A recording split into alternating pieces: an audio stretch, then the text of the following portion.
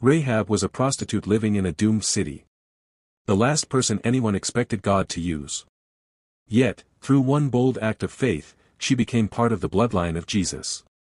This is the story of Rahab, the woman who proved that no past is too broken for God to redeem. The city of Jericho stood proud and unshaken, a fortress of stone and power. Soldiers stood guard at every gate. From the outside, Jericho seemed invincible. Inside the city, life bustled with confidence and luxury.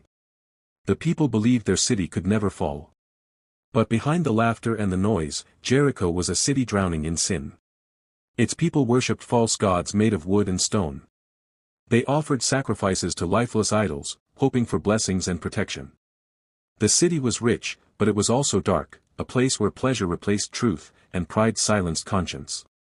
And within those great city lived a woman named Rahab. She wasn't from the noble families or the merchants. Her home was built right into the outer wall of the city, small, dimly lit, and modest. People knew her name, but not with honor. Rahab carried a reputation of shame. She was known as a prostitute. Men came to her door at night, whispering her name, but in the daylight, they avoided her eyes. The women of Jericho crossed the street when she passed. She was used but not respected, noticed but not valued. Yet beneath that broken life, something stirred in Rahab's heart, a quiet longing for something real. She had heard stories whispered through the city, stories of a people called Israel, who worshipped one God instead of many. A God who performed wonders no idol could ever do. Rumors spread like fire. This God had parted the Red Sea, led his people through the desert, and defeated mighty kings who stood in their way. Everyone in Jericho had heard the stories. Most laughed nervously or hardened their hearts in denial. But Rahab, she believed them. Something deep inside her told her that this God, the God of Israel, was different. He was real. He was powerful. He was merciful. And though she lived in a city full of idols and corruption, Rahab's heart quietly turned toward the God she had never met. One evening, as the sun dipped behind the mountains, painting the sky gold and crimson, Jericho's gates were sealed shut. Rumors filled the air, the Israelites had camped nearby. Fear spread through the city like a shadow. Guards patrolled the streets. The king doubled his watch. Every sound of footsteps made people jump. And then, a knock came at Rahab's door. Two men stood there, dusty, cautious, and clearly not locals. She could tell immediately they weren't from Jericho. Their clothes were simple, their eyes sharp. They spoke quietly, with urgency. Rahab didn't need to ask who they were. She knew. These were spies, men from the Israelite camp, sent to observe the city before the coming attack. In that instant, Rahab's heart pounded. She had two choices. She could turn them in and earn a reward from the king, perhaps even respect she had never known. Or she could hide them, risking her life for two strangers who served a God she had only heard about. The decision came in a heartbeat. Rahab opened her door wider and motioned them inside. Quickly, she led them up the narrow stairs to the flat rooftop, where bundles of flax were drying in the evening air. She hid the men beneath the stalks, pressing them down carefully until they were completely covered. Moments later, a thunderous knock shook her door. "Open up," a soldier shouted. "Bring out the men who came to you tonight. They are spies from Israel." Rahab's pulse raced. She glanced toward the roof, where the men lay hidden, and whispered a silent prayer. Then she opened the door, face calm but heart pounding. "Yes," she said. "The men did come to me, but I didn't know where they were from. At dusk, just before the city gates closed, they left. I don't know which way they went. If you hurry, you might catch them." The soldiers exchanged glances, then rushed off toward the city gates, shouting orders. As their footsteps faded, Rahab quietly closed her door. She waited until the streets were silent, then climbed back to the roof. The two spies looked up at her, wide-eyed and grateful. Rahab knelt beside them. Her voice trembled, not with fear but conviction. "I know that your God has given you this land," she said. "We have all heard what he did at the Red Sea, and how he defeated the mighty kings before you. Our hearts melted in fear. But I believe your God, he is the true God, in heaven above and on earth below." For the first time in her life, Rahab's words were filled not with shame, but with faith. She was done living in fear. Before the spies left, Rahab pleaded with them. "I have shown you kindness," she said.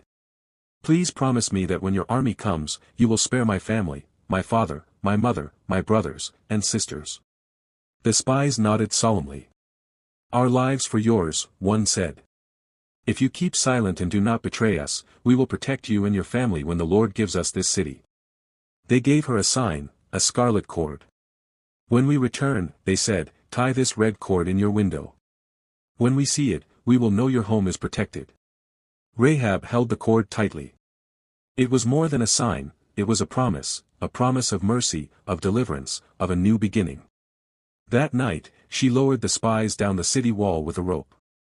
They disappeared into the darkness, leaving Rahab alone, waiting, hoping, believing. Days passed. The tension in Jericho grew unbearable. The Israelites were close now.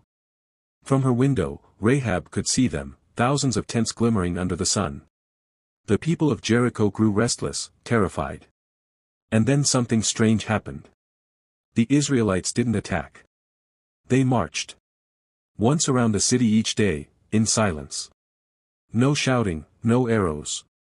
Just the sound of footsteps and trumpets echoing off the walls. Jericho's soldiers mocked them at first, shouting insults from the ramparts. But Rahab watched in silence, her eyes fixed on the people of Israel. She recognized the presence of something holy, something far greater than armies or walls. On the seventh day, everything changed. That morning, Rahab tied the scarlet cord to her window.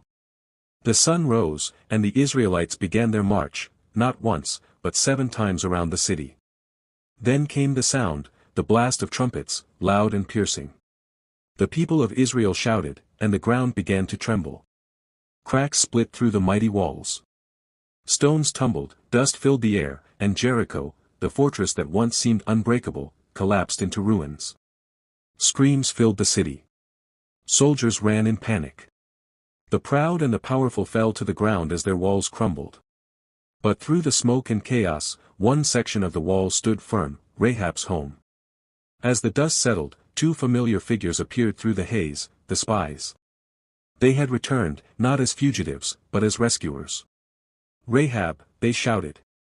"We've come for you."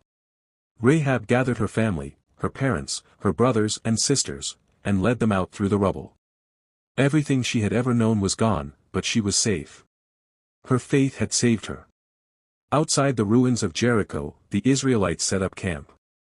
The city was gone, but a new chapter was beginning, for a woman once rejected by her own people. At first, Rahab and her family lived on the outskirts of the Israelite camp. They were foreigners, strangers, former enemies. Some whispered about her past, calling her Rahab the prostitute. But she no longer let those words define her. She had chosen faith. And faith was rewriting her story. As the days turned into months, Rahab's heart began to heal. She saw the God of Israel up close, not a distant rumor, but a living presence. The same God who had brought down walls had also lifted her from shame. Among the people, Rahab caught the attention of a man named Salmon, from the tribe of Judah. He saw something in her that others didn't, a strength, a gentleness, a light born of faith. Their paths crossed often, and slowly, a new kind of love grew, one not built on fear or reputation, but on faith and grace. Salmon saw Rahab not for what she had been, but for who she had become. They married, and together they built a family. Rahab gave birth to a son named Boaz, a man whose kindness and integrity would one day touch another woman of faith, Ruth. Through Rahab's bloodline came King David, and through David's descendants came Jesus Christ, the Savior of the world. The woman once trapped by shame became part of God's greatest story. Rahab's name, once spoken in whispers, was now written among heroes of faith, not because she was perfect, but because she believed. Her courage on that one night changed not only her life, but generations after her. Rahab's story is a reminder that no one is too far gone for God's grace. She was an outcast in a corrupt city, a woman the world had labeled unworthy. Yet when she chose faith over fear, God chose her to be part of His plan for salvation. Her past didn't define her. Her faith did.